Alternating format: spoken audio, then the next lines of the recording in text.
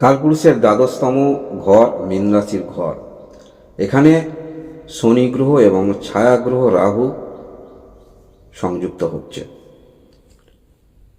এটি 30 মার্চ 2025 থেকে 17 মে 2025 পর্যন্ত কিন্তু থাকবে। তবে মূলত 29/4/2025 এই সময়কালের মধ্যে ক্লোজ কনজাংশন থাকছে শনি গ্রহ এবং ছায়া গ্রহ রাহুর মধ্যে, কারণ একই নক্ষত্রে অবস্থান করবে পূর্ব ভাদ্রপদ। একটি ভিন্ন ধরনের ফলাফল এই সময় দেখতে পাওয়া যাবে। তবে মূলত শুধু যদি শনি গ্রহ এবং ছায়া গ্রহ রাহু থাকতো তাহলে একটি অন্য ফল পাওয়া যেত, কিন্তু এখানে এই ক্লোজ কনজাংশন যখন থাকবে, রবি বুধ অবস্থান করে থাকবে, শুক্র অবস্থান করে থাকবে এবং মাসের একটি দিন চন্দ্র অবস্থান করবে, যার ফলে একটি ডিফারেন্স ফলাফল দেখতে পাবো। রাশিগত দিক থেকে এবং রাষ্ট্রগত দিক থেকে একটি সম্ভাব্য আলোচনা করব। প্রথমেই বলে রাখি, মেষ রাশি আপনারা কিন্তু শনির সাড়ে সাতির প্রথম পর্যায়ে পৌঁছে যাচ্ছেন, একটু সাবধানতা অবলম্বন করবেন। এবং মীন রাশি আপনারা মধ্যম চরণে এবং কুম্ভ রাশি আপনারা শেষ চরণে, আর সিংহ রাশি এবং ধনু রাশি আপনারা শনির ঢাইয়ার মধ্যে কিন্তু আসছেন। একটু সাবধানতা অবলম্বন করবেন। দৈনন্দিন জীবনে যাহাই করছেন একটু চিন্তা ভাবনা বা একটু ভাবনা চিন্তা করে পদক্ষেপ রাখবেন। আর্থিক ব্যয়ের সম্মুখীন 12টি রাশি অবশ্যই কম বেশি হতে চলেছে। এই যে দ্বাদশ স্থানে এতগুলি গ্রহের সংযুক্ত হচ্ছে বা শনি রাহু একই সঙ্গে একই নক্ষত্রে থাকছে, কিছুটা আর্থিক ব্যয়ের সম্মুখীন হতে চলেছে। মনের মধ্যে মানসিক অশান্তি একটু থাকবে, একটুতেই ধৈর্য হারিয়ে ফেলা এই রকম টেন্ডেন্সি থাকবে মানুষের মধ্যে। ব্যবসা যারা করেন অবশ্যই একটু সাবধানতা অবলম্বন করবেন। আর্থিক ক্ষতি বা অর্থহানি এগুলো কিন্তু যোগ দেখতে পাওয়া যাচ্ছে। যারা বিদেশ যেতেন, আগে যতটা সহজভাবে যেতেন, এই সময় একটু কঠিন সমস্যার মধ্যে পড়বেন। খুব সহজে বিদেশ যাওয়া কিন্তু একটু সমস্যা হয়ে দাঁড়াবে। এবং এই সময়কালের মধ্যে হঠাৎ কোনো প্যানিক গুজব এগুলো কিন্তু উঠে আসবে। সেটা হতে পারে কোনো রকম খাদ্যদ্রব্য হঠাৎ করে প্যানিক সৃষ্টি হতে পারে যে মার্কেটে আর পাওয়া যাবে না, এরকম কিছু প্যানিক হওয়ার সম্ভাবনা থাকছে। বা সেটা কোনো বস্তু হতে পারে যে এই জিনিসটা যদি রাখা যায় পরবর্তী ক্ষেত্রে ভালো এখান থেকে অর্থ আসতে পারে, সেগুলো সেভিংস করতে হবে, এরকম কিছু প্যানিক। বা কোনো একটি জনসমক্ষে গেলেই কোনো একটি রোগ হতে পারে, নিজেকে সরিয়ে রাখতে হবে, এইরকম কিছু প্যানিক বা গুজব এগুলো কিন্তু এই সময় দেখতে পাওয়া যাচ্ছে। মানুষের মনের মধ্যে কোনো একটি কারণে কিন্তু এগুলো আসার সম্ভাবনা থাকছে। এবং আরেকটি বিষয় মনের মধ্যে জনসমক্ষে দেখতে পাওয়া যাবে, সেটি হলো ধরেই নেবেন যে কোনো ক্ষেত্রে, সেটা জন্ম থেকে মৃত্যু পর্যন্ত ভালো কিছু সুযোগ পেতে হলে অবশ্যই অতিরিক্ত আর্থিক ব্যয় দিতেই হবে, তাহলে ভালো ফ্যাসিলিটি ভালো কিছু পাওয়া যাবে, এরকম মনের মধ্যে একটি কিন্তু ধারণা জন্মাবে। গ্রহের অবস্থান এই যে সংগঠিত হচ্ছে, রাষ্ট্রগত দিক থেকে বলতে হবে, বিশেষ করে এই সময় ইউরোপ কান্ট্রি, সেখানে যে পপুলারিটি রয়েছে বেশি, তাদের মধ্যে কিন্তু আধ্যাত্মিকতা বেশি দেখতে পাওয়া যাবে। অর্থাৎ ভারতবর্ষের দিকে এই যে জীবনযাপন, আধ্যাত্মিকতা এগুলো তাদের মধ্যে বেশি দেখতে পাওয়া যাবে, আগ্রহ এগুলি তাদের মধ্যে দেখতে পাওয়া যাবে। এবং এই সময়কালের মধ্যে এই যে সংগঠিত হচ্ছে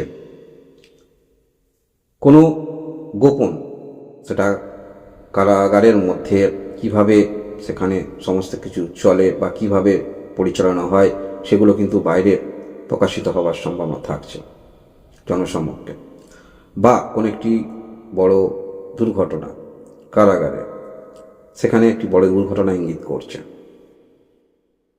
এছাড়াও এই যে সংগঠিত হচ্ছে, যার ফলে বিশেষ করে রাশিয়া যথেষ্ট আর্থিক ব্যয়ের সম্মুখীন হওয়ার কারণে কোনো লিজ, বড় বড় কোনো রকম প্রজেক্ট অনেক বছরের লিজ দিয়ে সেটি অন্য রাষ্ট্রকে লোভনীয় করে দেওয়ার প্রবণতা দেখতে পাওয়া যাবে নিজের আর্থিক সমস্যা দূর করার জন্য এগুলো।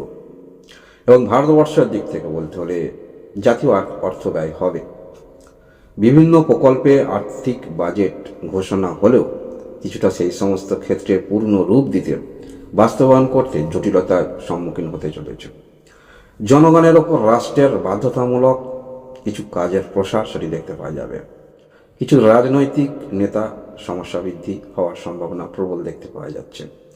কিছু গোষ্ঠী আন্দোলন এই সময়ের মধ্যে দেখতে পাওয়া যাবে এবং মন্দির স্থান নিয়ে কোনো একটি স্থান নিয়ে যথেষ্ট সমস্যা আরও বৃদ্ধি পাওয়ার সম্ভাবনা থাকছে।